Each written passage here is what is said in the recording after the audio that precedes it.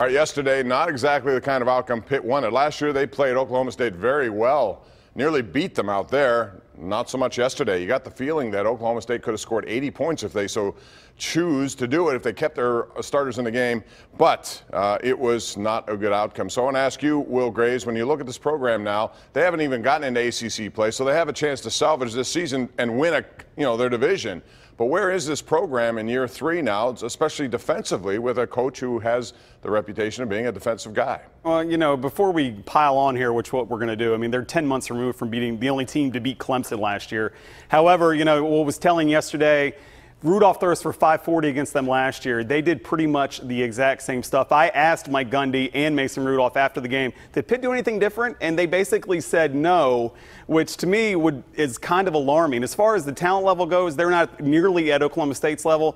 However, they're playing their young guys, and you know what? If this pays off in a year or two down the road, yesterday was a difficult day. Maybe it leads to growth.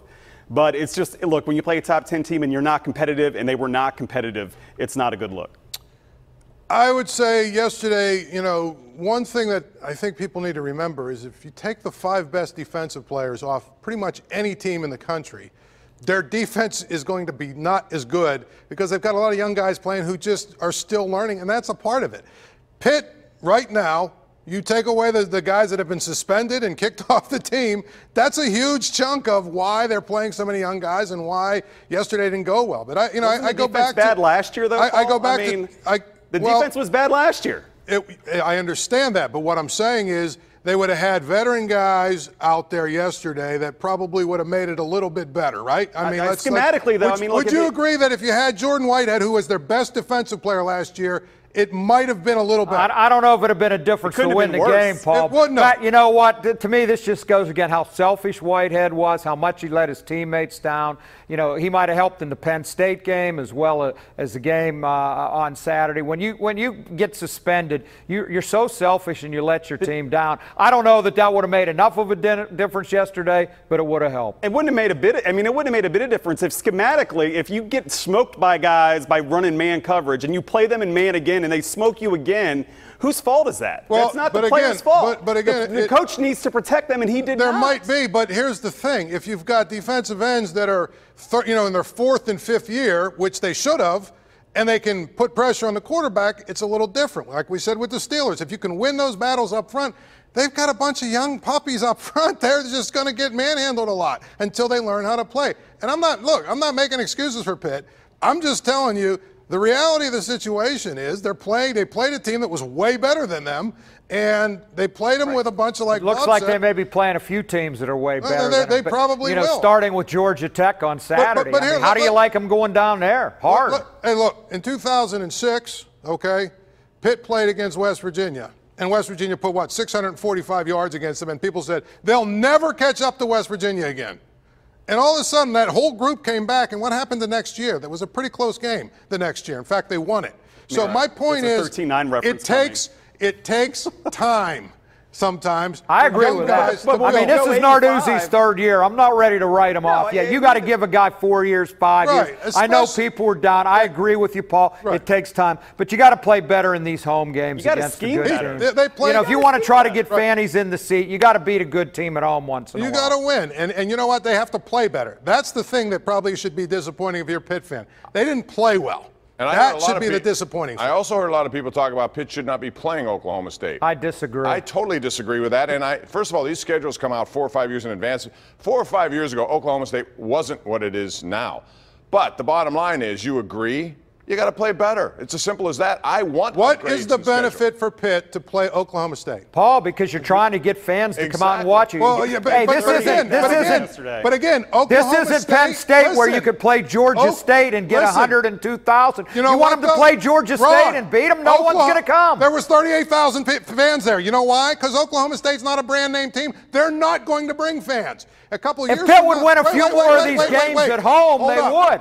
No, they wouldn't. That's the point. No, they wouldn't. They don't beat good teams at home. How many times have they broke your heart? For teams like Oklahoma State, it might as well be Kent State. The crowd is going to. So do you want them to play Kent State and win the game? Come on, that's not how you get people in this town. If they played Army yesterday, they probably would be 2-1, and they would have had more fans in the stands. They beat Clemson last year. They came back and they had totally in a couple more of years, people in the stands for Army. For Army or Navy, yes. At least their brand Navy's names. a little different, but Guys, Army. My whole point is, a couple of years from now, they're playing Tennessee. That makes sense because Tennessee probably is going to bring 25,000 people.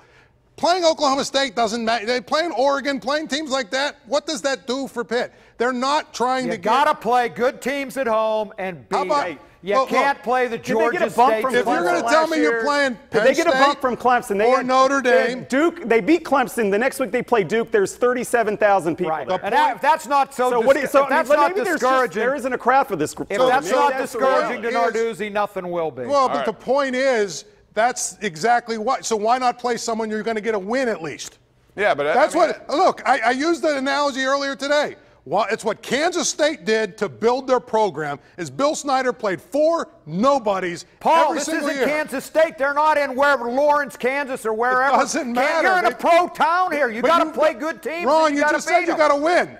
This isn't Kansas State. How do you start winning? How do you start winning? By playing teams you can beat. How did Jamie start the Pitt basketball program? Go back and look at the first 4 years. He's playing in the Big East But look at the first 4 right. years of him and what non-conference games he played. This isn't Kansas State by any stretch. The ACC is one of the best football conferences right now. All right, so we got to go to break, guys. They don't need to play now. We wish we had more time for this topic. We'll continue it in the commercial. Wish you could be here.